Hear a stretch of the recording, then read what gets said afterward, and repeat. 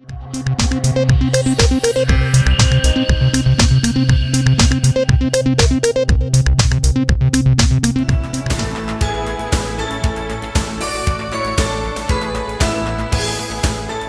tenemos que en el año de 1962 el ácido nalidíxico fue el primer compuesto que se sintetizó a partir de la cloroquina. Esta es la estructura química. Y tenemos que este anillo 4-quinolona va a ser el componente químico principal de todo nuestro grupo de quinolonas, ¿ok? Dependiendo de las otras compuestos químicos que se unan a este anillo, van a conferir sus diferentes propiedades y va a definir si son o no fluoroquinolonas. Tenemos la clasificación de las quinolonas, como mencionaba la doctora Patti, que se clasifican en no fluoradas y en fluoradas o fluoroquinolonas. Dentro de las no fluoradas están las de primera generación, que pues son todos los ácidos. El ácido nalidíxico, como les comentaba, fue el primer compuesto sintetizado y este fue utilizado principalmente para tratar las infecciones en vías urinarias inferiores, debido a que no alcanzaba concentraciones séricas sistémicas para tratar una infección bacteriana mayor. También tenemos a las fluoradas de segunda, tercera y cuarta generación, que les voy a mencionar a continuación. Estas son las estructuras químicas de la primera generación, que les mencionaba: el ácido nalidíxico, el ácido oxolínico, el ácido piromídico, el ácido pipemídico y el sinoxacino. Entre las fluoroquinolonas de segunda generación encontramos norfloxacino, pefloxacino, ofloxacino, enoxacino, ciprofloxacino. Pongan mucha atención en este nombre porque este es uno de los fármacos de segunda generación que vamos a revisar con mayor detalle, y el amifloxacino. Estas son las estructuras químicas. Aquí podemos observar al ciprofloxacino. Dentro de las fluoroquinolonas de tercera generación se encuentran las que están subrayadas en rojo, como son el levofloxacino, esparfloxacino y tuzofloxacino. Todas las demás son de cuarta generación. Tenemos la estructura química de la tercera generación, por ejemplo el levofloxacino. Aquí tenemos ejemplos de estructuras químicas de fluoradas de cuarta generación, como son el moxifloxacino, gatifloxacino y garenoxacino. Hablando de mecanismos de acción, tenemos que las quinolonas van a inhibir de cierta manera la síntesis del ADN. ¿Cómo se va a llevar a cabo este proceso? Esta es una visión bastante general, ahorita vamos a verla más particularmente, pero tenemos que la quinolona por afinidad se une al complejo de DNA girasa, que también es conocida como topoisomerasa 2, principalmente en las bacterias gram negativas, ¿ok? Se va a unir, entonces va a inhibir esta síntesis de DNA. Ahorita les voy a mencionar una breve reseña de lo que es la replicación de ADN para que entendamos bien a dónde van a actuar estos fármacos. Bueno, como recordamos, el ADN bacteriano es una estructura circular, a diferencia de otros organismos, y principalmente la replicación del ADN se va a centrar en hacer una copia exacta de la cadena original, ¿no? Entonces, para hacer esto necesitamos abrir, digamos, un bucle de replicación, que esto se encarga la helicasa, para que posteriormente en estas cadenas que quedaron separadas se unan las ADN polimerasas, me parece que es la 3 específicamente, y van a completar la unión de estos nucleótidos para crear de una cadena 2 cadenas de ADN de la original. Ahora, ¿en qué interviene la topoisomerasa 2? Imaginemos a un cordón, una cuerda de 2 hilos enrollada, así como cuando le ayudamos a nuestra abuelita a desenrollar el hilo, ¿no? Cuando está bordando. Entonces nosotros jalamos estas 2 hebras, que es la acción de la helicasa. Va a llegar un momento en donde este hilo va a causar un superenrollamiento y no se va a poder separar más, ¿no? No sé si les ha pasado a ustedes. Esa es la función de la topoisomerasa 2. En este video vamos a ver la función específicamente de las fluoroquinonas, que como les mencionaba, su actividad está dada porque tienen un grupo flúor en su estructura química. El objetivo principal al que le van a dar las fluoroquinolonas va a ser a la topoisomerasa 2, específicamente en el caso de las bacterias gram negativas. La bibliografía reporta que esta unión selectiva del complejo es la que inhibe a las bacterias gram negativas principalmente. Entonces, ¿esto qué nos va a causar? Va a causar que el ADN de la bacteria, que es muy grande por cierto, son más o menos de 127 micrómetros de longitud y la bacteria solo mide de 2 a 3, va a causar una inestabilidad. Entonces los cortes van a ser múltiples se va a causar una alteración total y la bacteria va a morir. Este es el mecanismo de acción de quinolonas contra topoisomerasa 2 en bacterias gram negativas. Vamos a ver el mecanismo de acción de la topoisomerasa, de las quinolonas contra la topoisomerasa 4. De misma forma, las fluoroquinolonas se van a unir selectivamente a la topoisomerasa 4. Este mecanismo va a estar dado principalmente en las bacterias gram positivas y va a impedir que estas dos estructuras circulares de ADN se separen y creen dos nuevas células. Entonces, de esta forma, va a inhibir este paso y el fin de la bacteria va a ser el mismo que el del anterior. Ahora vamos a ver los mecanismos de resistencia. Creo que es adecuado abordarlos en este momento porque estamos empapados de los mecanismos de acción.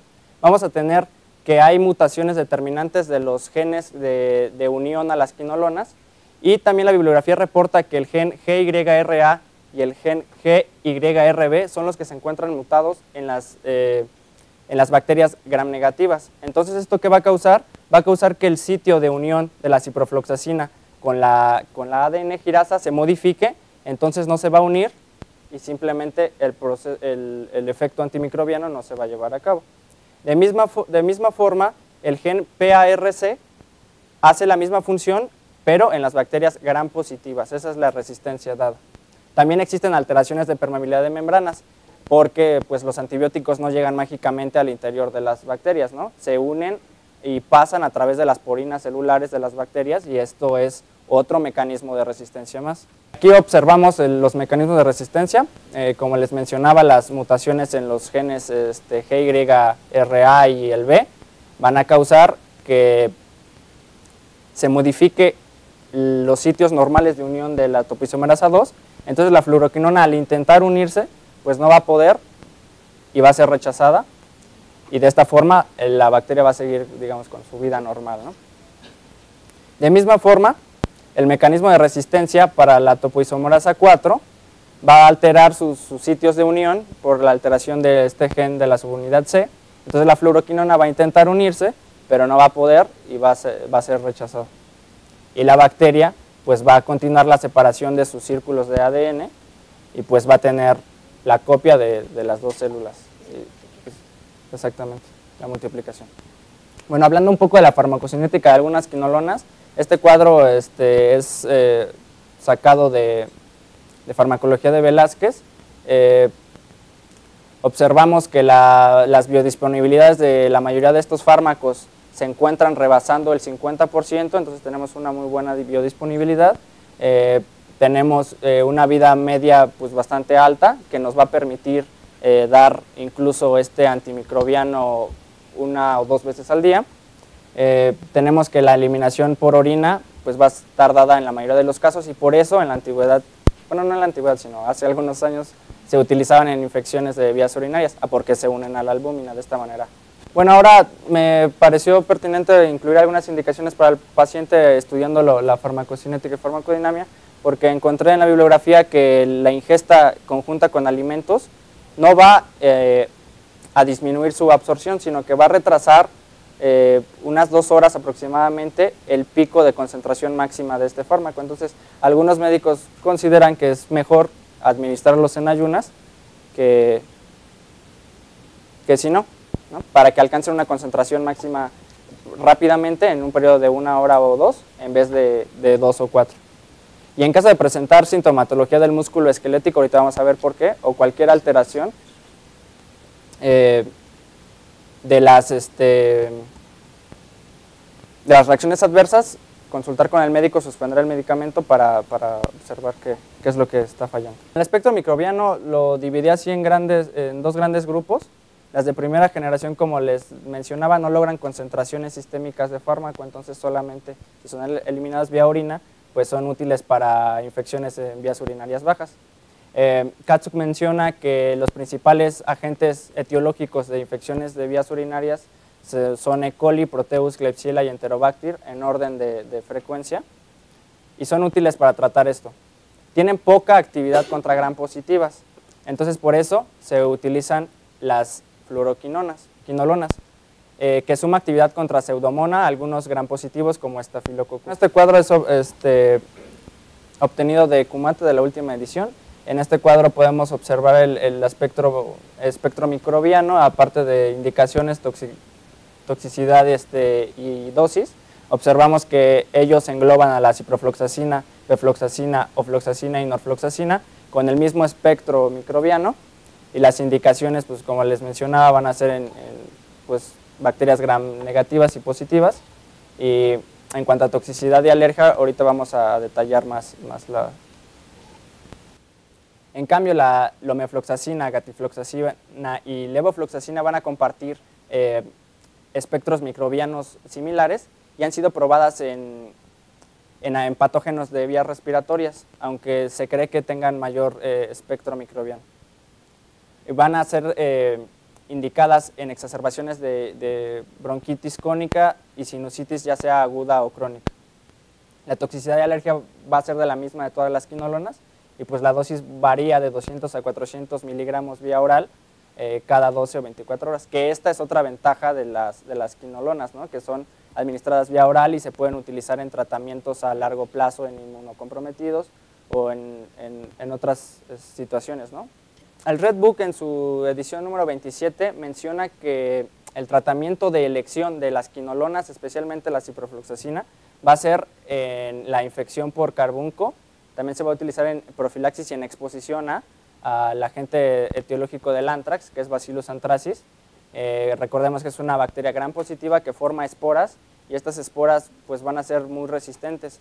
Es por eso que este agente etiológico en forma de espora es utilizado ampliamente en terrorismo biológico y es clasificado como riesgo A, entonces sí puede desencadenar una urgencia sanitaria muy grave. Ejemplo de ello tenemos a Estados Unidos, que el tan sonado asunto de que mandaban el polvito blanco en las cartas, en el buzón, y ya desde ahí todo el polvito era anthrax, ¿no? Eso fue gracias a ese ataque terrorista. El tratamiento de elección que menciona la bibliografía van a ser 500 miligramos vía oral cada 12 horas, y en niños de 20 a 30 miligramos por kilogramo vía oral cada 12 horas. Ahorita vamos a mencionar un poco de me gustó incluir lo que es el anthrax como patología para observar cómo actúa si es un tratamiento de primera elección. Como les mencionaba, el anthrax tiene 3 mecanismos por los cuales va a infectar al ser humano, es una zoonosis. Estas esporas se pueden adherir a las superficies epiteliales, pues obviamente con pérdida de continuidad, van a infectar, van a llegar a la circulación sistémica, y de esta forma el anthrax, digamos, cutáneo va a tener las características dermatológicas que ya todos conocemos, que va a ser la formación de una úlcera, una escara, con el centro en coloración negra necrótica. Otra vía de contagio del anthrax pues es la vía gastrointestinal. Estas 2 vías de contagio que les mencioné no son tan patógenas como esta última, que es la vía respiratoria. Uno inhala las esporas, entonces van a dirigirse a lo que es nuestros alvéolos. En todo el trayecto pues van a infectar todo el epitelio con el que están en contacto. Se va a desencadenar una respuesta inmune, entonces pues como son, digamos, partículas grandes, van a ser fagocitadas por los macrófagos, que posteriormente van a atrapar a estas esporas y no van a poder digerirlas, ¿no? Ese es el problema. Van a volver a la circulación general y pues van a llegar a ganglios linfáticos, donde es el lugar donde se activan, ¿no? Entonces, en ese lugar donde se activan, que son los ganglios linfáticos, y una vez estando en sangre, pues ya están en todos lados, ¿no? Estas esporas poseen toxinas muy dañinas para el ser humano, que producen edemas pulmonares y hemorragias, ¿no? Entonces esto es lo que mata a una persona. El curso de esta enfermedad es mortal si no se atiende, es muy rápido el proceso de ataque que causa pues necrosis. Incluye el uso en pediatría porque pues los niños son pues, el futuro de todas las poblaciones. Su uso está justificado en pediatría si existen estos aspectos, estas especificaciones. Así es, el Red Book, traje especificaciones del Red Book y de el Colegio Americano de Pediatría para que comparemos estas recomendaciones. Todo esto en cuanto a su toxicidad, porque